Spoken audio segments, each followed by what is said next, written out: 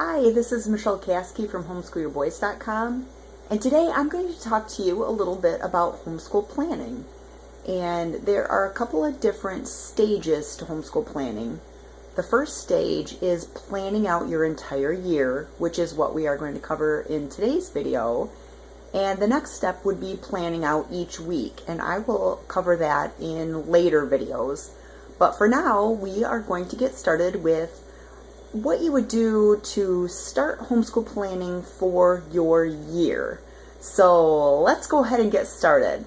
So the first step is really to just dive in, and I like to do a lot of my planning and my record keeping on the computer, but I also print everything that I've done, so I kind of have the best of both worlds. So I have these binders for each of my sons now that they are in high school. And I will show you what the one of these binders looks like. So I started out comprehensive high school record for my son, and then when we get to the first thing I have here is his transcript, and I have all the different classes that he has taken so far, and then I have for each year of his study, I have a separating sheet there, and then I have course descriptions that I have written for each of his classes. So that one happens to be physical science and logic, etc. So you just kind of keep going through. Some of these are longer than others. Those were before he actually hit 9th grade. Like, as you can see, this one's a lot longer. It's got more books listed out and things like that. And then I do have, like, I like to keep things, you know, his basketball picture. I also have, let me see here.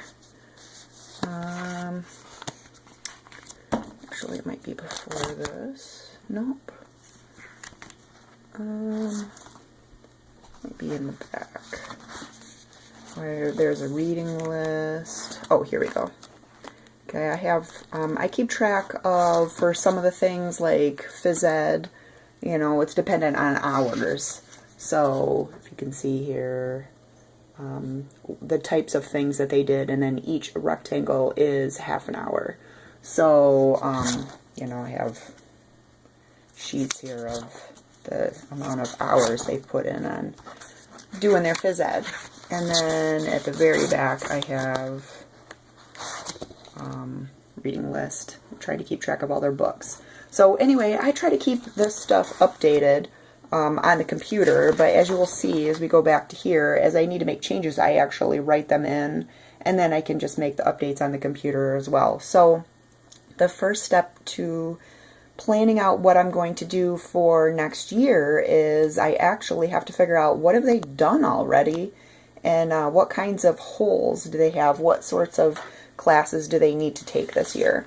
So we went through, and I have, you know, he's taken what English classes, what math classes, what social science, science, visual, performing or applied art, phys ed, foreign language, and electives. So he's taken quite a few electives. So then I can see, you know, what kind of classes does he need to take next year. So I went ahead and started writing in a few things, or actually I haven't written anything in yet for him, but I need to. So English is something you should really do every year, at least in my book, so I've got to start by that. And he needs to do more math, obviously, biology, science, and foreign language. So that's only 4 things. So I probably would have him do a another elective or a couple electives.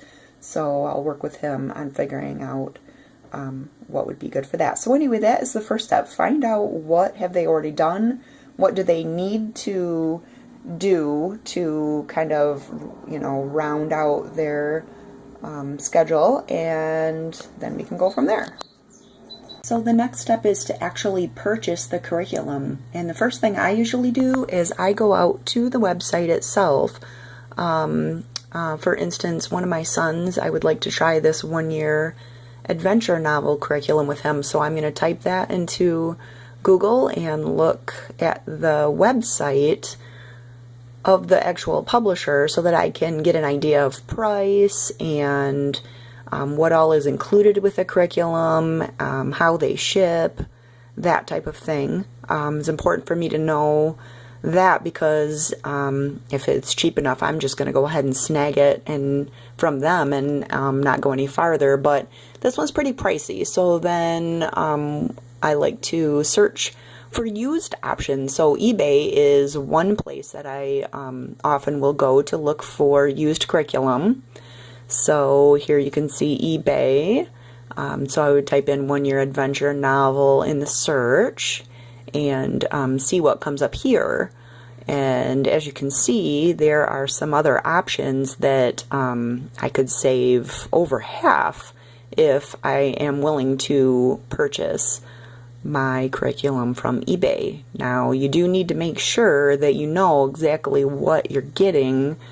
With it being used, you're not guaranteed that everything is included, so make sure you really look at these auctions carefully. But I've saved a ton of money from eBay from purchasing things used, so it's definitely a good option. Another place to look for used curriculum is on Amazon. Love buying brand new things from Amazon, but actually buying used curriculum on Amazon is also a great option. So searching for it here, and you can see that there's actually some used 1-year adventure novel options on Amazon as well. Other great options for purchasing used curriculum are Rainbow Resource and ChristianBooks.com.